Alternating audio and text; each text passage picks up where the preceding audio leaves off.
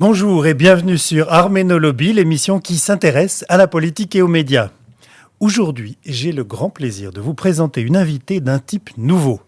Nous avons déjà entendu sur Arménologie des politiques, des experts et quelques représentants arméniens.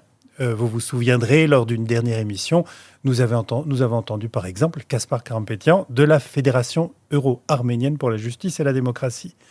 Mais que peuvent faire quelques représentants associatifs à eux seuls? L'erreur des Arméniens est souvent, et a été longtemps, de traiter la politique comme une activité symbolique. Quelque chose dont on parle, mais qu'on ne fait pas vraiment, et en tout cas pas sérieusement. Dans nos sociétés démocratiques, les questions qui nous préoccupent ne peuvent avancer. Elles ne peuvent avancer que si chacun s'y met, que chacun parle à ses représentants politiques, qu'ils ou elles rejoignent un parti et se présentent aux élections. Et voici justement quelqu'un qui agit. Anna Hovsepian, qui est avec nous aujourd'hui, est étudiante en sciences politiques.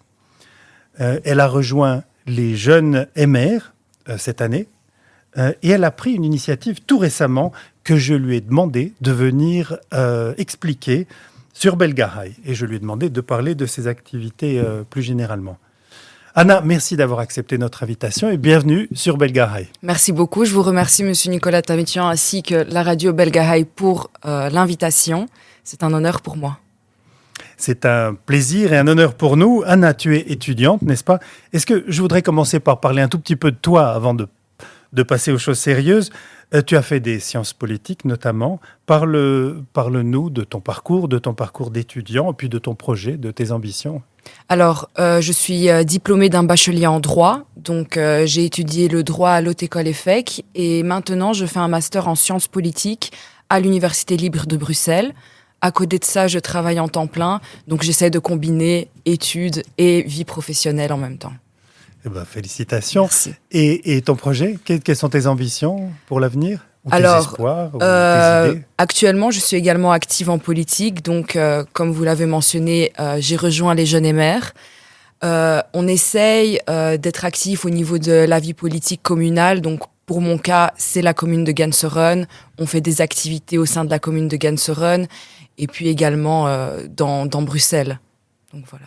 Extra formidable, je suis sûr qu'on aura l'occasion d'en parler davantage. Alors vendredi dernier, je crois que c'était bien vendredi dernier, les jeunes du MR, donc les jeunes MR ont organisé une petite rencontre informelle autour de la question du nettoyage ethnique qui a eu lieu au Karabakh, dans le Haut-Karabakh. Est-ce que tu peux nous expliquer de quoi il s'agit et comment ça s'est déroulé? Alors le but de cet événement, c'était d'organiser un débat autour d'une table, mais pour parler calmement de ce conflit. Donc, il y a eu des personnes issues de la communauté azerbaïdjanaise qui ont été invitées, ainsi que moi. Et nous avons eu l'occasion d'échanger à ce sujet. J'ai écouté leur avis, on a également partagé nos avis. Les membres des Jeunes MR ont pu poser des questions parce que c'est sûr qu'un conflit géopolitique, c'est toujours assez compliqué à comprendre. Donc c'est également l'occasion pour les jeunes de comprendre un peu mieux ce conflit.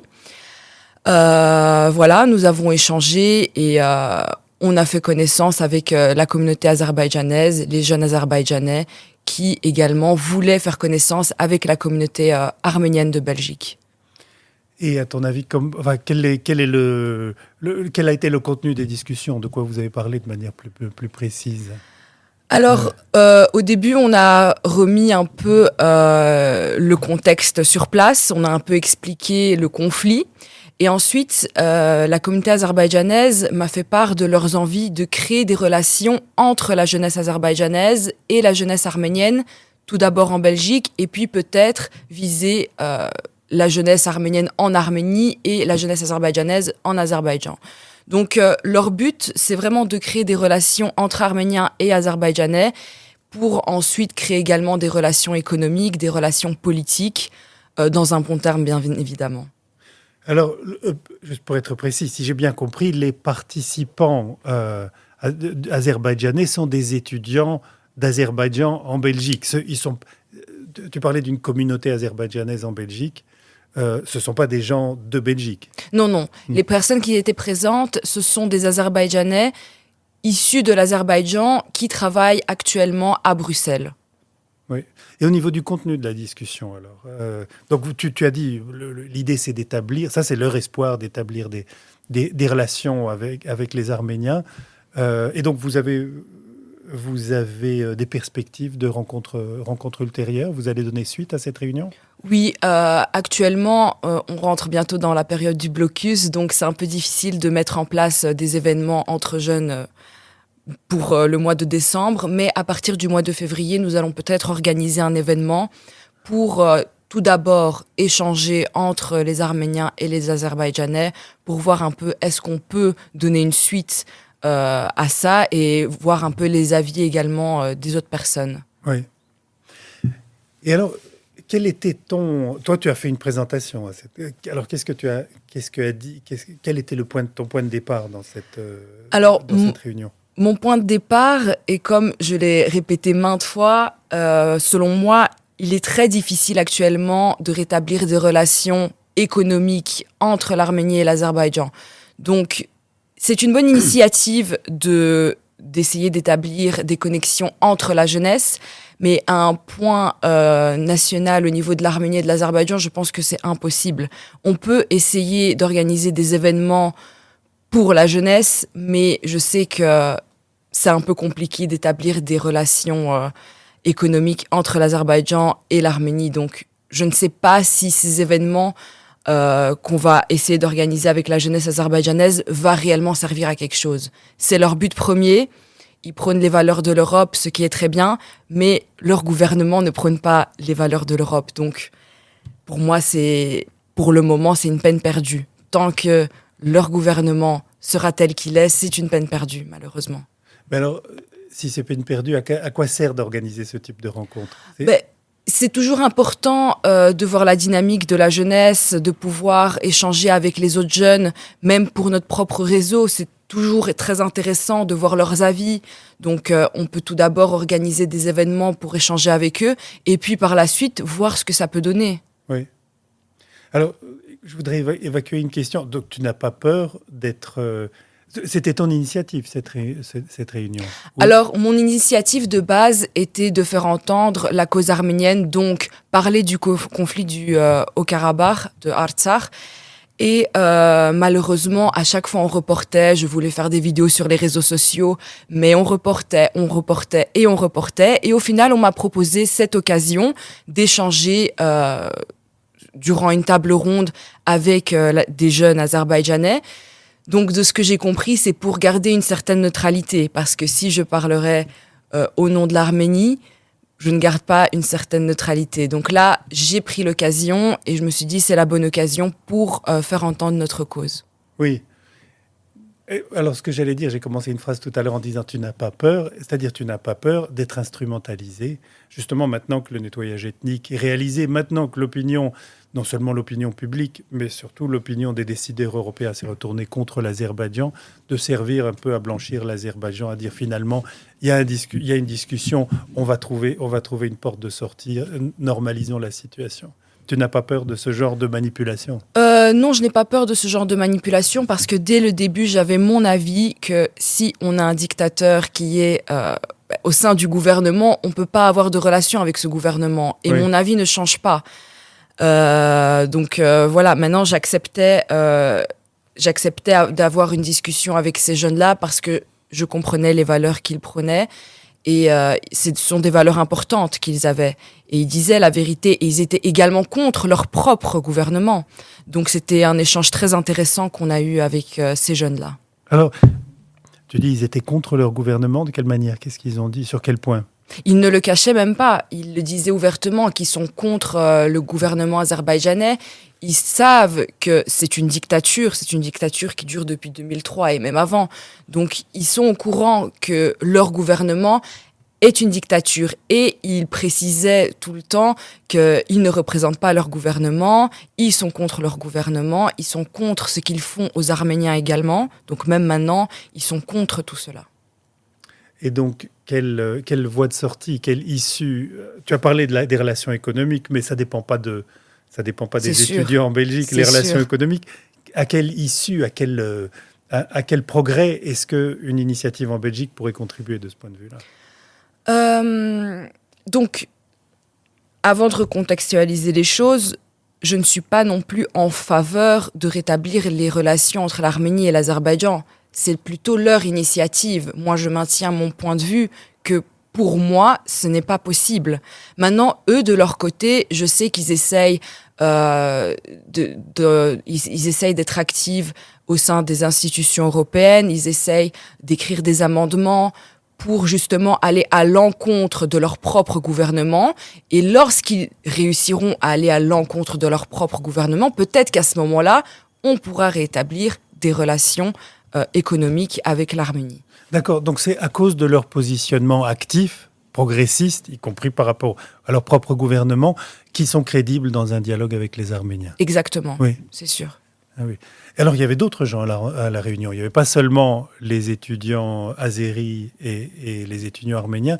Il y avait d'autres participants à la Réunion. Comment est-ce qu'ils ont réagi? Qui étaient-ils? Alors, les jeunes qui étaient présents, ce sont des jeunes membres du Jeune Émer qui ont eu l'occasion de poser des questions et qui ont dit qu'un conflit comme le conflit du Haut-Karabakh, c'est un conflit qui est assez compliqué à comprendre. On voit souvent des posts sur les réseaux sociaux, on voit des interviews à la télé, mais c'est vrai que les racines de ce conflit sont compliquées à comprendre. À chaque fois, certaines personnes se disent « mais pourquoi ça se passe comme ça? Mais pourquoi vous ne pouvez pas tout simplement vivre en paix ?» Et donc, c'était l'occasion de leur expliquer pourquoi on ne peut pas vivre en paix. Ils ont compris? D'un point de vue global, je pense qu'ils ont compris. En tout cas, je l'espère, mais je suis toujours là pour répondre à leurs questions si jamais ils ont des incompréhensions. Et donc, tu as dit, vous allez voir après le blocus pour la suite, pour ce que vous allez voir ensuite, mais tu as sûrement une petite idée. Dans quelle direction est-ce que toi, tu voudrais que ça aille? Qu'est-ce que le parti, surtout, pourrait faire sur ces questions-là? Alors, le parti, selon moi, il devrait être un peu plus actif à ce sujet. Il y a certains conflits géopolitiques qui prennent plus de place, ils font plus de bruit sur certains conflits que sur le conflit du Haut-Karabakh. Je pense que c'est à nous, à la communauté arménienne, de mettre en avant notre cause. Donc, comme je suis issue de la communauté arménienne, j'essaye de mettre en avant l'Arménie, j'essaye de mettre en avant les problèmes géopolitiques qu'on connaît chez nous. Donc voilà. Heureusement, on a également des personnes politiques très actives issues de la communauté belge, comme on a cité Michel de Macht, qui lui est très actif pour la cause arménienne. Et voilà, le reste, c'est à nous, à la jeunesse, de faire. On est jeunes, on est dynamique, on fait des études, on fait des activités, donc c'est à nous d'entreprendre et de mettre en avant notre cause, surtout ici en Belgique. Oui. On a d'ailleurs entendu Michel de Macht à cette antenne au début de l'année. Est-ce que donc tu es à l'ULB, si je ne me trompe pas, oui, où il y a l'association Hayassa? Est-ce que tu as l'intention de les impliquer dans ces initiatives? Pour le moment, comme c'est plutôt une initiative de jeunes qui est venue de la jeunesse qui était présente lors de cet événement, c'est plutôt des événements qu'on va organiser entre jeunes, en premier lieu, pour voir. Donc, si j'organise quelque chose, ce sera sûrement avec la jeunesse arménienne, donc les étudiants arméniens de l'université, que ce soit l'Université libre de Bruxelles ou la KUL, oui, tant que ce sont des étudiants et qui sont ouverts pour échanger, pour écouter leur avis, et voilà, et s'instruire de plus à ce sujet. Oui, donc, mais tu fais... Comment s'appelle l'association des étudiants Naïdian. À l'ULB, c'est Naïdian. Oui, et donc, c'était de eux que je parle. Tu vas les impliquer? Pourquoi pas? Je vais leur en parler, et après, s'ils sont intéressés, on peut organiser un événement. Pourquoi pas? Pour le moment, on a encore rien organisé, puisque, comme je l'ai dit, c'est le blocus. On rentre bientôt dans la période de blocus, donc après, peut-être, pourquoi pas? D'accord. Est-ce que tu penses que l'UMR est un parti prometteur pour travailler sur les causes arméniennes? D'un point de vue global, oui, parce qu'on a déjà Michel de Macht qui est très, très, très actif pour la cause arménienne et qui met en avant notre cause. Maintenant, le reste, c'est à nous de le mettre en avant. Je suis jeune, je suis issue de la communauté arménienne, donc si je peux mettre en avant notre cause, notre communauté, je vais le faire, c'est sûr. Alors, un parti, c'est pas seulement une cause. Si tu es, dis-nous, je sais que tu n'as pas adhéré au parti en tant que tel, tu as adhéré aux Jeunes Émers. Pourquoi les Jeunes Émers plutôt que les jeunes écologistes, les jeunes socialistes, les jeunes chrétiens, les jeunes engagés, que sais-je. Oui. Alors, d'un point de vue global, les valeurs libérales que prône le MR me sont très familières et me sont très proches. Donc, le MR est le parti dans lequel je me vois le plus, je m'associe le plus. Pourquoi les Jeunes MR? Les Jeunes MR, c'est un groupe qui est très, très, très actif politiquement parlant, mais pas seulement. On fait des connaissances, on se fait un réseau, on a l'occasion d'apprendre beaucoup de choses. Il y a énormément d'événements qui sont organisés. Par exemple, ce soir, il y a un événement sur le bien-être animal. C'est toujours des sujets très divers, très actuels et qui sont très intéressants. Donc voilà, je ne regrette pas mon choix, je ne regrette pas d'avoir intégré les Jeunes MR. J'en apprends tous les jours, j'ai l'occasion de rencontrer beaucoup de monde et voilà. Et donc, tu suis ces différents événements et tu es actif sur d'autres dossiers. Dis-moi, donne-moi une ou deux autres causes qui te tiennent à cœur au MR. Enfin, des dossiers que tu suis ou qui t'intéressent particulièrement. Comme tu parlais de la cause animale, par exemple. De mon point de vue, c'est pas vraiment des sujets qui sont forcément élaborés au sein du MR, mais les conflits géopolitiques, ce sont des sujets qui m'intéressent énormément. Pas que le conflit du Haut-Karabakh, mais tous les conflits géopolitiques, ce sont des sujets qui m'intéressent. Les droits des enfants, je suis très attachée aux droits des enfants. Pour moi, c'est très important de mettre en avant les droits des enfants. Donc voilà. D'accord. Alors, on va parler un petit peu de la suite, de l'avenir. Il va y avoir des élections en octobre 2024, exactement. Des élections communales. Est-ce que tu vas être candidate? Alors oui, je vais être candidate sur la liste communale de Ganseren, donc pour Ganseren puisque j'habite à Ganseren. On a déjà commencé notre campagne, on la commence petit à petit. C'est vrai que j'ai une année qui va être très très très chargée, comme en journée je travaille, le soir j'étudie. Faire une campagne très active, c'est un peu compliqué, mais voilà, je m'accroche et on essaye et on fait de notre mieux. Oui, la campagne, on n'y est pas encore tout à fait. Hein. Les élections sont en octobre. Oui. On n'y est pas, mais on se prépare. Oui, je crois qu'on soumet officiellement les candidatures 2 mois avant, quelque chose comme ça. Donc, oui, mais il faut être prêt. Et donc, tu es active dans la locale à Ganseren? J'essaye. Par rapport à mon programme, j'essaye d'être actif à mon niveau. Voilà. Écoute, on te souhaite en tout cas bonne chance dans tout ton parcours aux Jeunes Émers, dans la locale à Ganseren, et puis surtout aux élections, mais je suis sûr qu'on aura l'occasion de se reparler d'ici le mois d'octobre. Merci beaucoup. Mais écoute, Anna, merci infiniment pour ton initiative et d'être venue jusqu'à nous à Belgaraï pour nous en parler. Je suis certain que nos auditeurs se joignent à moi pour te souhaiter bonne chance dans tous tes projets, tous ceux dont tu as parlé aujourd'hui, et puis les autres. Et voilà, c'est tout pour cette fois-ci, donc pour cette émission. J'espère que notre rencontre avec Anna vous aura intéressé et qu'elle vous aura donné aussi des idées sur ce qu'on peut faire pour faire avancer les choses. Et surtout, j'invite tous ceux qui, comme Anna, ont réalisé des activités de sensibilisation auprès du monde politique ou bien auprès du grand public à me contacter et à venir témoigner eux aussi. Pour la prochaine émission, nous parlerons des activités de la Fédération Wallonie-Bruxelles dans les écoles. C'est tout à fait passionnant et je vous attends donc très bientôt sur Belgaraï. Donc à la prochaine émission. Merci.